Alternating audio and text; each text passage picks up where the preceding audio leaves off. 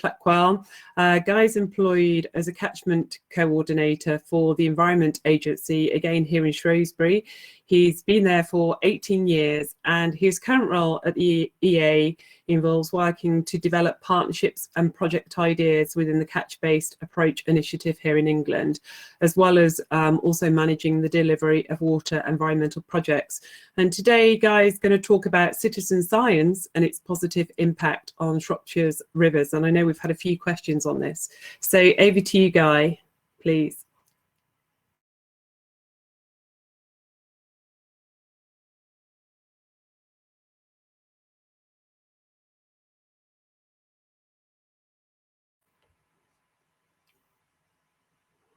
Hi, Guy, are you there? You may well be on mute.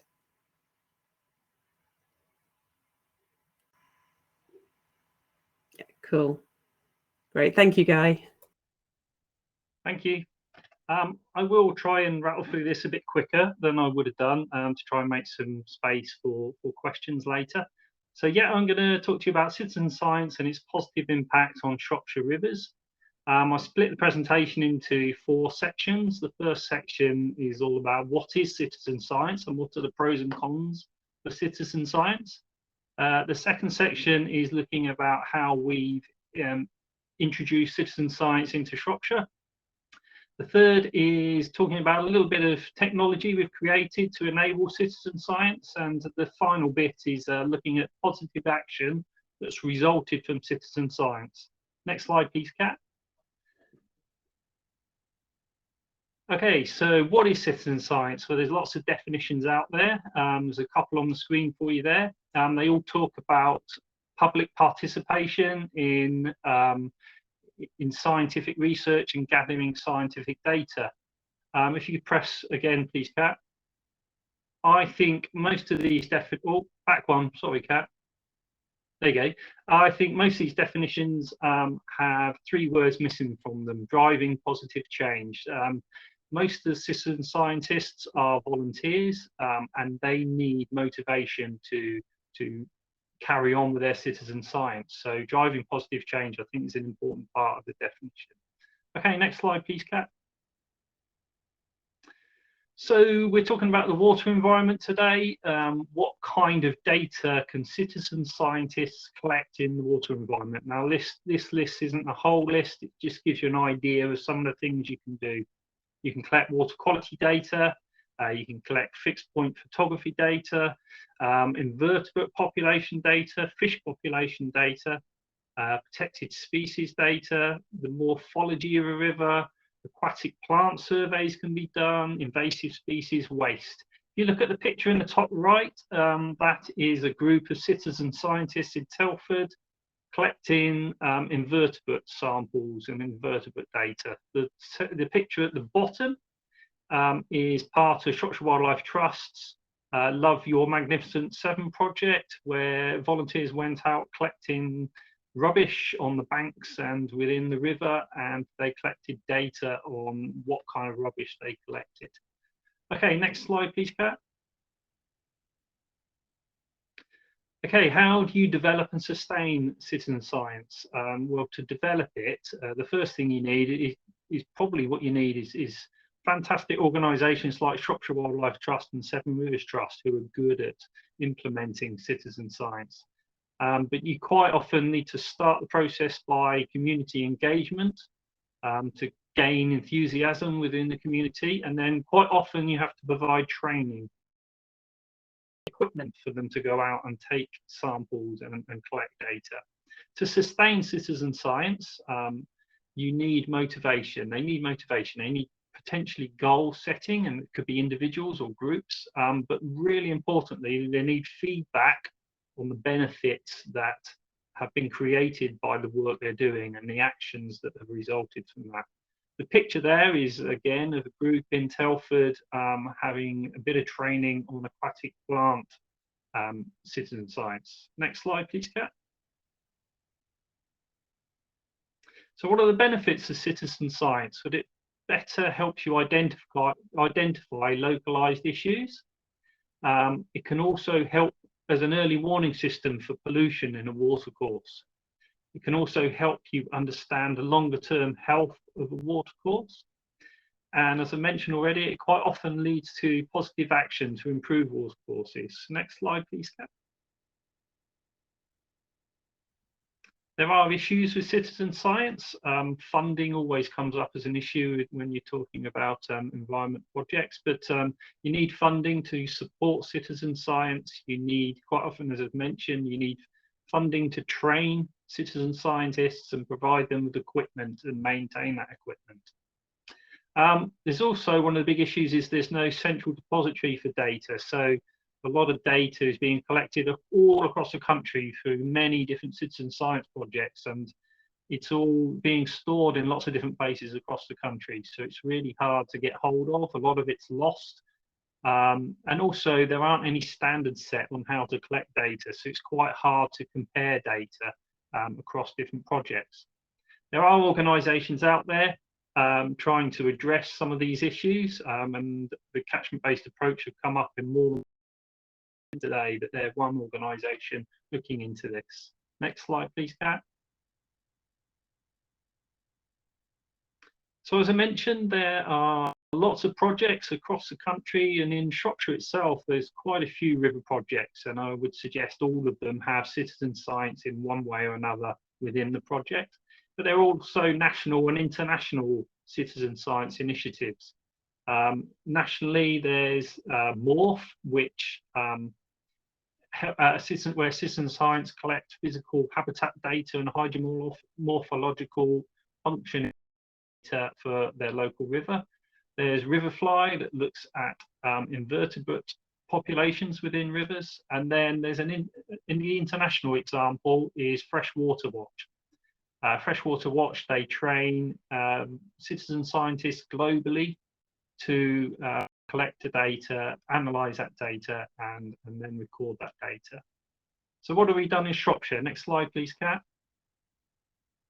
So as I mentioned, there's lots of projects in Shropshire that include citizen science, but the one I know best is Love Your River Telford, so I'll use this as an example. Next slide, please, Kat.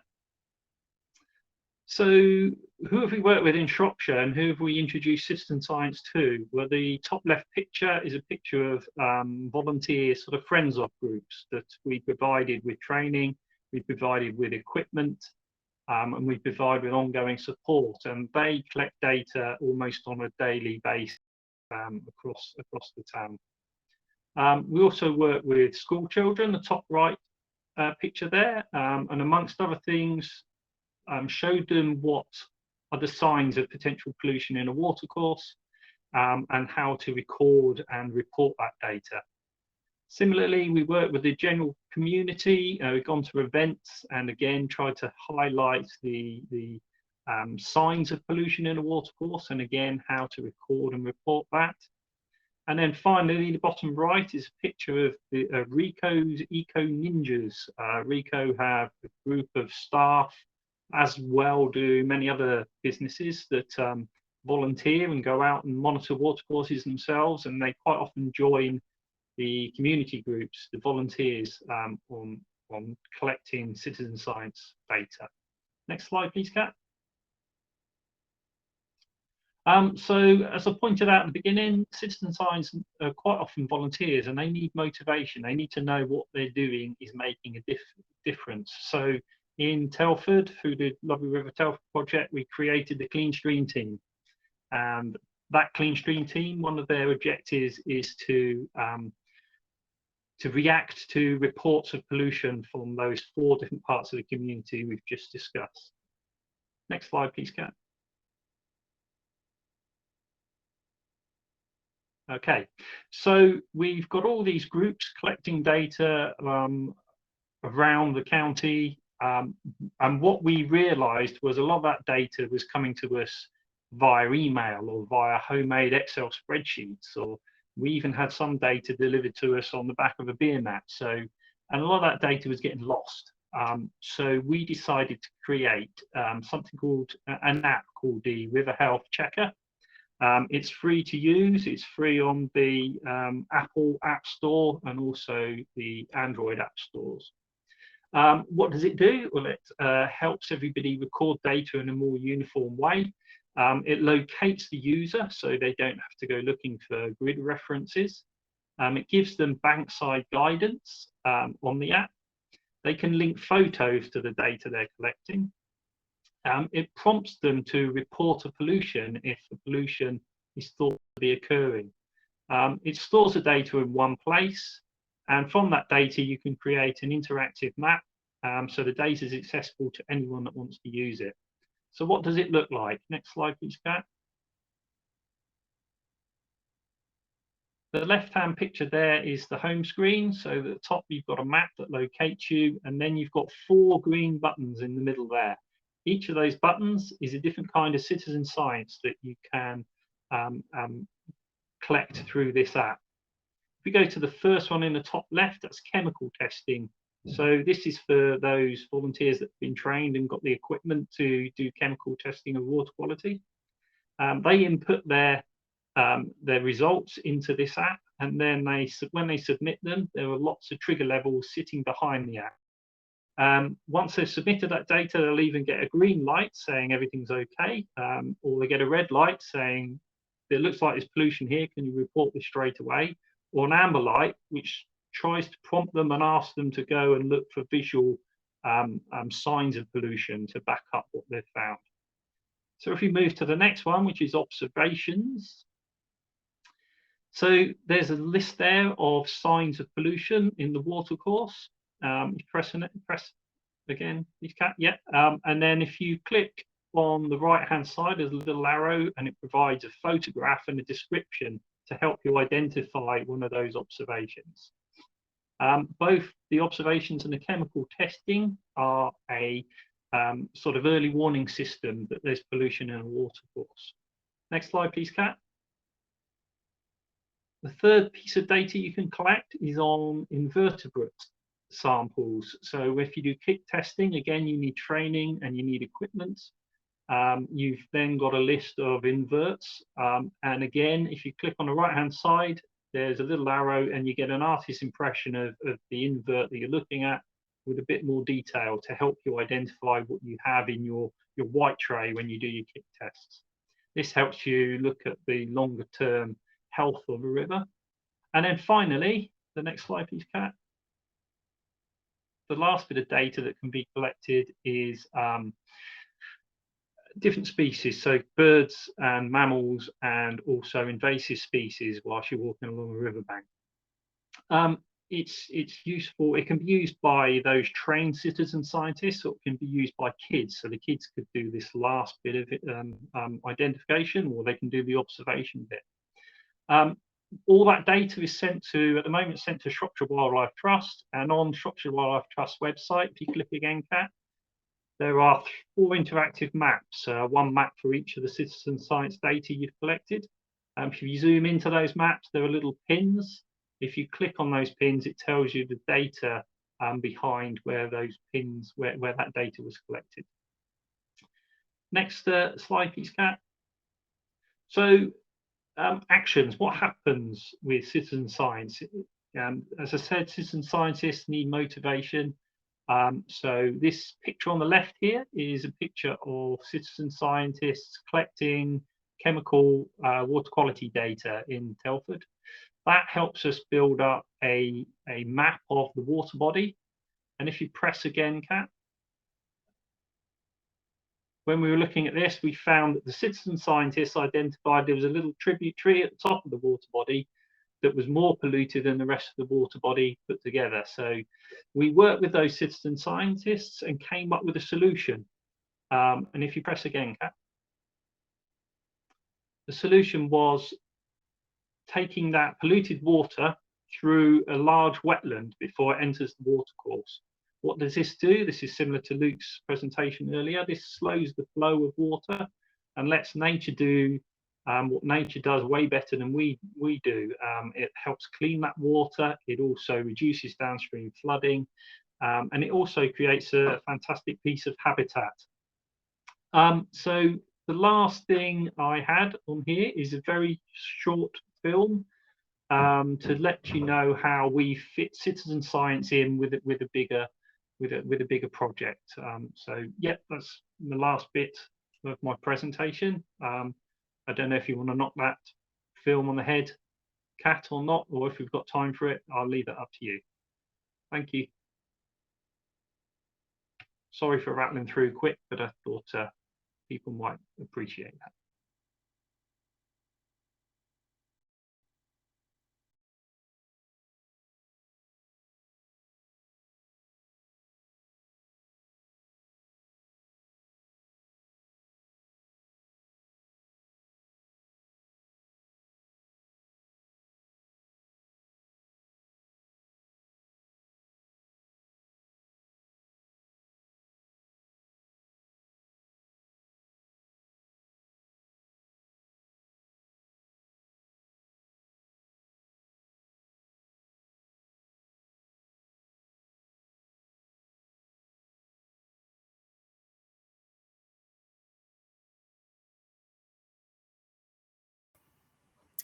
Fantastic, Guy. Thank you very much for sharing everything around citizen science that you've been doing over the last few years, and also for the fantastic initiative that's taking place in and around Shropshire on the video. Great to see. So we have got loads of questions. What I'm going to do, I'm going to ask the questions that have been voted up the most, one to each speaker first for the quickfire talks, and then a couple for Guy at the end. Okay, so the first one is from Paul Lindott that's been voted up 6 times, and this is for Mike. So suds tends to become wild after a time. Has any work been done on these becoming a natural resource and assessing their performance versus design? Do you want me to read it again, Mike? Oh, you're on mute. You're on mute. Right, we're on.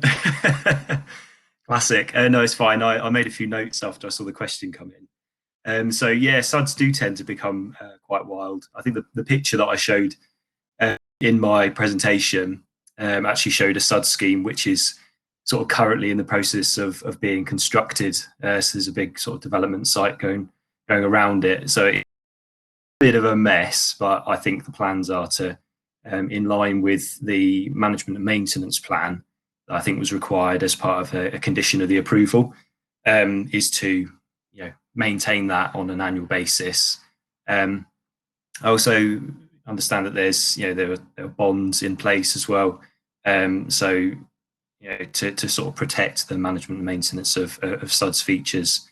I mean, I suppose the suds tend to become wild after time. I mean, I think that's partly what certain suds are supposed to. They shouldn't become so wild that they start to not become operational anymore. So yeah, councils are starting to get sort of really clued up on this and trying to protect the management and maintenance and to prevent them becoming too wild through the implementation of management and maintenance plans and bonds. In London as well, there are, the council actually apply and they, after a sud scheme has been implemented, and once everybody's in the house, in the offices around the suds, they ask for as-built surveys and actually sort of remodelling of the drainage network as it's been built to sort of test its performance after that. But not all councils are in sort of across the board. Great, thank you ever so much for answering that, Mike. Much appreciated. Okay, I've got one for Alistair from Luke Neal that's been voted up 6 times. Alistair, is it possible to calculate how natural flood management might affect groundwater recharge?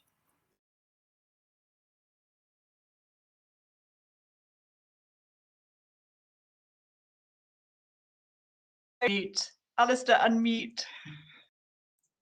I thought I clicked that. Never mind. Okay, thanks.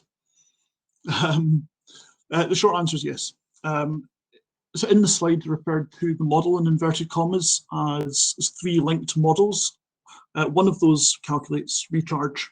So recharge being the water that infiltrates through the soil zone and goes to groundwater.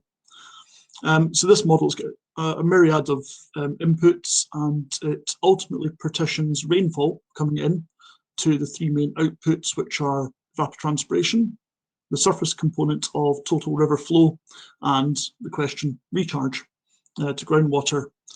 So the balance between those three can be changed through various different processes or changing properties like land use, vegetation, by slowing down the rate of surface flow, or by implementing short-term partial impoundments, therefore increasing recharge to the ground, things like those leaky dams that have been referred to.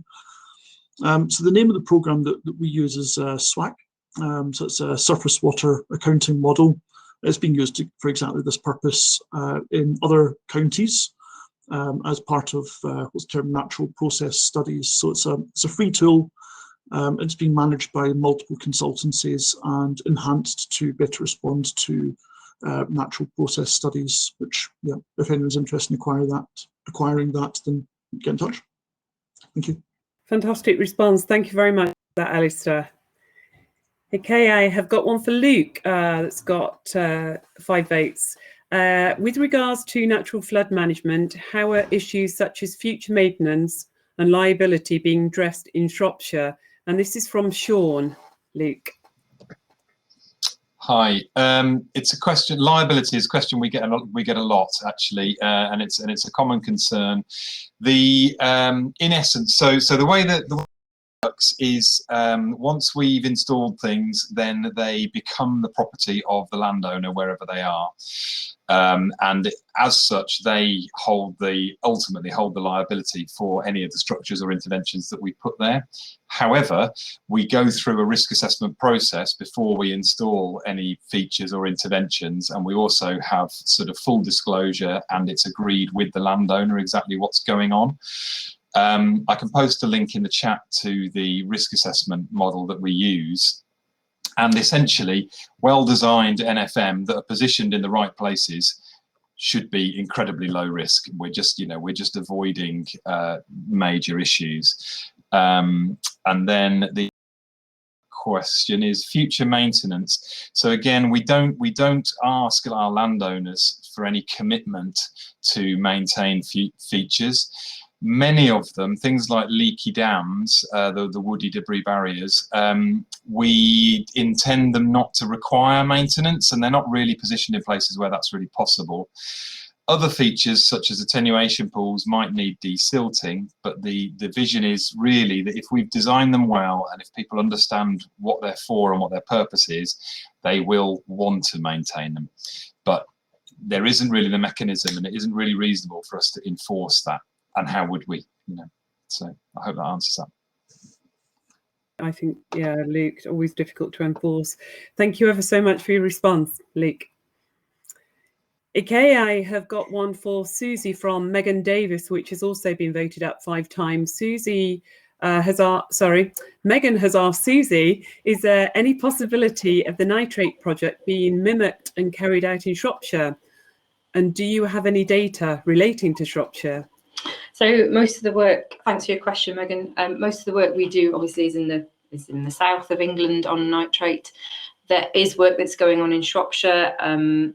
I was just looking earlier just to check on this. It was that I know that nitrate is a problem in groundwater in Shropshire. I know that groundwater bodies are failing status, and that is linked to drinking issues with rising trends in nitrate, and it's linked to agricultural pollution essentially.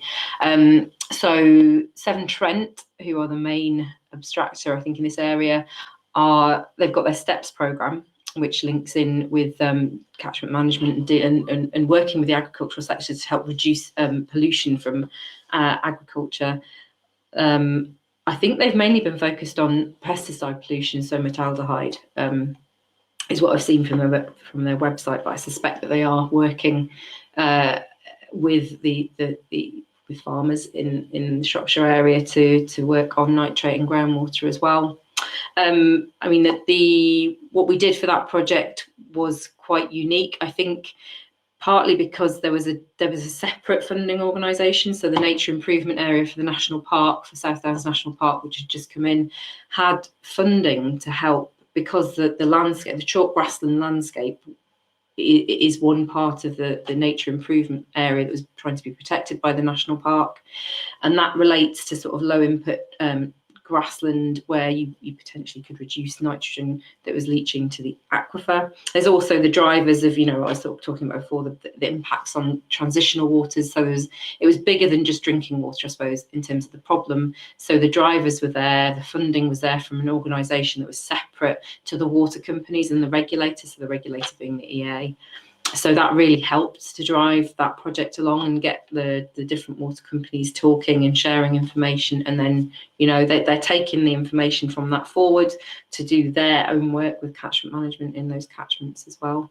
So yeah, I think that type of collaboration can be and is being mimicked elsewhere. I was just going to really cheekily add on to the point that Luke raised with Alistair. I put in a question asking if groundwater models could be used, or that routing recharge modelling Alistair mentioned could also be used to look at the impacts of NFM on water quality. I think that would be a really important thing to do as well in terms of holding back some of the bits of water quality as well. So, yeah. Thank you ever so much for that, Susie. Actually, I know the STEP programme from Severn Trent, Shropshire Wildlife Trust are involved in that. I know there's a lady there, Kath, who is working with the farmers to try and reduce nitrate and metaldehyde, in the local river catchments. So there's certainly work going on locally. Okay, thank you very much, Susie. So I have got one for Simon here, which has been voted up 5 times, from Chris Taylor. So Simon, are you looking at high value technology, video, real time, low latency, maybe 5G sensors for the work you're doing? So the answer to that is no. We've excluded them, and the purpose for that is to reduce costs. So that if we can use 2G or 3G technology, that's low power and low cost, and that's what we're focusing on. And I noticed that there'd also been a question about LoRaWAN, and we have looked at that, and that might be one of the technologies that we look at. But the need to have sort of low latency, higher data transfer rates isn't necessary for the technology and the sensor as it's developed at the moment. Okay, super. Thank you ever so much, Simon. Okay, I've got a couple of questions for Guy now, if I may. So Guy, I've got one here from Dan Wrench, which has been voted up 5 times. Do the species records feed into the National Biodiversity Network? So no, they don't at the moment, and nor do the chemical testing data collected isn't fed into Freshwater Watch's program, and the invertebrate stuff isn't fed into Riverfly. The reason being is because technology, we've not found a way to do it yet, but also cost. It costs quite a lot of money to create this technology. Ideally, it would be, but at the moment, no, it's not. Thanks, Guy. I've got a couple more for you, if I may. And I've got one from Duncan Gray. Guy, what happens and how is the data used that is gathered on the app from Shropshire Wildlife Trust? So what happens and how is it used? So as pointed out in the presentation, the data is put onto interactive maps, and how it's used from sort of project point of view, our own project point of view, is it helps us identify and better target action on the ground to improve water quality. But all that data is there for anybody to grab for their own use. You're doing some bit of research and you're a student, you can use it, or Severn Trent Water could grab it and use it. It's there for anybody to use.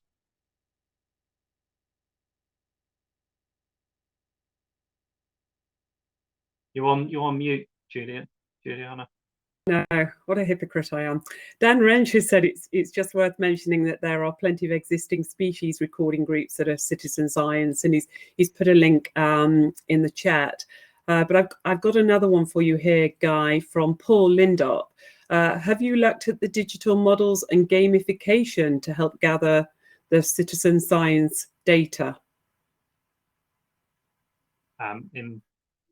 Be blunt, no, we haven't. No. Okay, fine. Okay, and there was another one. I think just one more for you, if I may. So this is from Vicky, A10 in CREST. Guy, what citizen science projects are missing in Shropshire that could benefit the water environment? Well, so the Environment Agency's budget for monitoring is being cut all the time, and we're doing less and less monitoring all the time. So there's huge scope for citizen science out there. So kind of citizen science everywhere would benefit all the projects that we're running. But you obviously need volunteers in place in those locations where you'd like to run it. So there's no sort of specific type of citizen science. It's just citizen science in general would help fill the gaps and help us better locate and target action. I've got one more. Okay. Okay. Okay. You talked about the Health Checker app, and there's a question from Vicky again. How would you extend the River Health Checker app project? Could it be done? Yes. So we'd link it to all of the organisations we were talking about earlier, and try and we need to promote it better. But all of that takes money, and it's quite hard to gain secure funding for citizen science. That's one of the biggest problems we've come up against. It needs to be part of a bigger project. If we could gain money to promote the app, perhaps link it with other initiatives around the country, that would be good. Thank you ever so much, Guy. Really appreciated your time today.